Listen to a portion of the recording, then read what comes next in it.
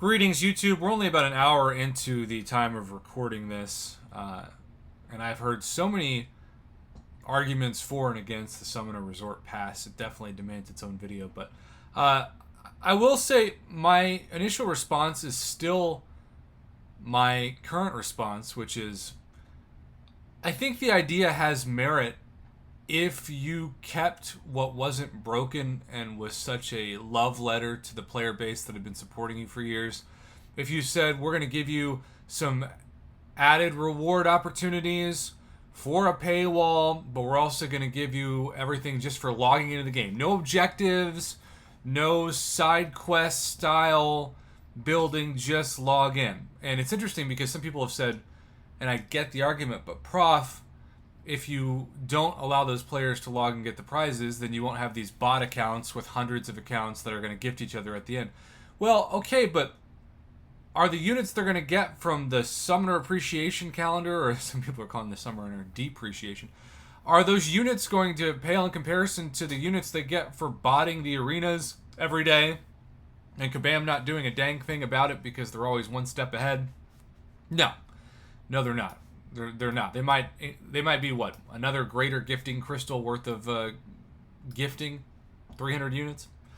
So all of that's to say, I am still processing it all and missing so much what we used to have, which was this wonderful 3-month login calendar of, awesomeness. In the meantime, we are going to take our first stab at the uncollected, and I really do think, even though there are people who are like, Prof, with your roster, you should just jump straight into Cavalier. I don't think that's wise. Plus, if I'm going to save myself some revives, I'd rather do that for the Summer of Pain fight than just jump into Cavalier just for the sake of doing that. Yes, I've got crazy amount of units. I maybe shouldn't have to worry about that, but I just think it's sensible to fight somebody who's still going to be challenging and practice before you jump into the most difficult level of progression content. Alright, so let's check out what this guy has.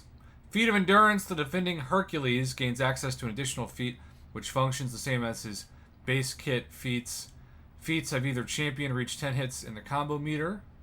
True Focus, which means my Quake is probably going to be worthless. Empowered Immunity, whenever this champion would receive a debuff they are immune to, they generate 33% of a bar of power. Insult to injury, each debuff on the attacker reduces their defensive ability accuracy by 15%. Make a stand, the defender has indefinite protection, reducing all damage received by 75%. This goes into cooldown for 15 seconds when knocked down. Alright, so let's just sacrifice Quake just to show that True Strike ability was tested. You can see True Focus. I just held the heavy. Didn't work. Instantly took a hit. The True Focus, the True Strike, is becoming more popular with Kabam because they don't like that Quake is so powerful, which who can blame them since she's way more powerful than they ever intended. Special 2, really easy to just create some space from. Let's see if I can bait a Special 1 now that we saw a Special 2. So no projectile for the Special 2. Is there a projectile for the Special 1? No. Okay. Well, that's good to know as I get hit into the background. Okay, so no projectiles with this. Just keep your distance. That's good to know. Let's throw in Omega Red. Let's just see what happens with him. Since I could land him as a 6-star. Okay, so I guess I should just want to stay close. Oh. Okay, so my evade failed with the True Strike, which I shouldn't be surprised. I mean, his damage is going down slowly. He is hitting super hard. Alright, okay, well, can't parry. And, sure, why not? We'll bring Corvus. But because he doesn't have any projectiles, it's basically just being patient.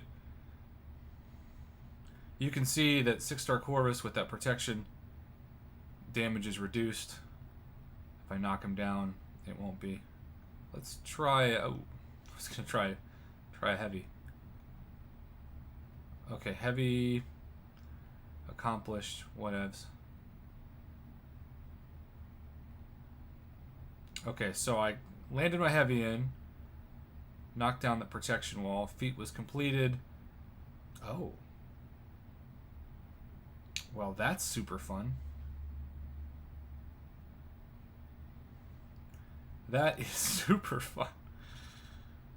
Just when I thought I had got him. Well, fired off a special one, and he died. I was just waiting for him to fire off a special 3 and have me get knocked out. As always, I'm sure if I did a bunch of reading and fully understood what the heck just happened, I would be, well, more prepared for that. It kind of reminds me of the first time I fought Corvus when he awakened and had those glaive, almost death charges built in at the end. It took him several hits to go down. I remember the first time I fought Iron Man Infinity War, and he got down to that auto block stage, and I was like, what the heck is this? So this kind of reminds me of my emotions when going through that. Again, first time I jumped in, kind of did it fish out of water. I think it's more fun that way to watch me, struggle. But he got down eventually. I didn't have to use any revives or anything. Man, I am still so processing this new paywall resort pass. The good news is, it kind of reminds me of Disneyland, where you can get the regular pass or the fast pass. The interesting thing to me is the difference is only $5 in the price. So I don't know. Personally, I also think it would make more sense if they just went with the fast pass. Just if people are going to pay $15, they're probably going to pay $20. So kind of reminds me of when they gave people the option to complete or explore the gauntlet. I know no one that just completed it, because you have to start over if you complete it. You might as well explore it. Same thing with the fast pass. If you're going to spend $15, you might as well spend 20. At least it's not like Disney World, because a Disney World ticket can be like $60, and a fast pass can be like $300. So at least it's not that big of a jump in price. Well, I got wrecked, but I survived. Maybe he's super... He didn't have any projectiles, so that part's good. The protection was what was annoying. But, I don't know. Good luck if you fight Hercules, I guess. And please keep giving me feedback on the Resort Pass. There are a lot of people who are commenting saying that this is the final straw, but there are also quite a few people who are commenting saying, everyone, including myself. And I asked a question in that video. I said, am I overreacting? Am I being too negative? Am I being too emotional? Some people say yes, some people say no. I guess it depends on how you view this.